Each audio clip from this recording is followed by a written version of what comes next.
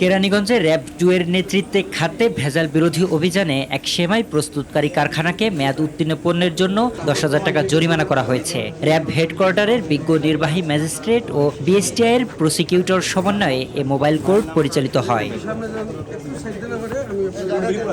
নির্বাহী ম্যাজিস্ট্রেট জানিয়েছেন, কিছু সেমাই মেয়াদ উত্তীর্ণ পাওয়া গেছে, সেগুলোকে মাছের খাদ্য হিসেবে বিক্রি করার অনুমতি দেওয়া হয়েছে। জনস্বাস্থ্য রক্ষা এবং নিরাপদ খাদ্য নিশ্চিত করার লক্ষ্যে সচেতনতামূলকভাবে 10,000 টাকা অর্থদণ্ড দেওয়া হয়েছে। ওইখান থেকে এই যে দেখেন, এটা কিন্তু সেপারেট পুরা, এই সেপারেট পার্ট থেকে এখানে নামানো হয়েছে, নামায় দেখছে। তো দেখার পরে ম্যাজিস্ট্রেট স্যার নিজেও বুঝতে পারছে যে এটা আসলে মানুষের খাবার না, এটা আর কি ড্যামেজটা যেটা পশুরে খাওয়ায়, গরুর খাবারের কাছে বিক্রি করি এগুলা। তবে কারখানার পক্ষ থেকে কর্মীরা জানান, মেয়াদ উত্তীর্ণ পণ্য আলাদা রাখা হয়েছে এবং বাজারজাত করা হয়নি, এগুলো পশু খাদ্য হিসেবে ব্যবহার করা হয়। র্যাব 2 এর সাথে আমরা এই কারখানাটিতে অভিযান পরিচালনা করছি এবং এইখানে আমরা কাগজপত্র যেগুলো চেক করে দেখলাম যে এদের বিএসটিআই রিলেটেড যে কাগজপত্র সেগুলো সবকিছু ঠিকঠাক আছে এবং এদের হচ্ছে যে উৎপাদন বা যা কিছু সবকিছু আমাদের কাছে ভালোই প্রতীয়মান হয়েছে।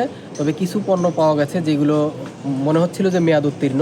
তাদের জিজ্ঞাসাবাদ করার ফলে তারা বলতেছে যে এটা হচ্ছে মাছের খাদ্য হিসেবে তারা ব্যবহার করবে। তাদের সচেতনতামূলকভাবে তাদের 10,000 টাকা অর্থদণ্ড করা হয়েছে, যাতে পরবর্তীতে তারা এই মাছের খাদ্য যেটা বলছে সেটা যাতে তারা আলাদা করে সরিয়ে রাখে। নির্বাহী ম্যাজিস্ট্রেট আরও জানিয়েছেন, অভিযান চলমান থাকবে এবং যে কোনো অস্বাস্থ্যকর বা ভেজালজাত পণ্য হলে জরিমানা বা আইনানুগ ব্যবস্থা নেওয়া হবে।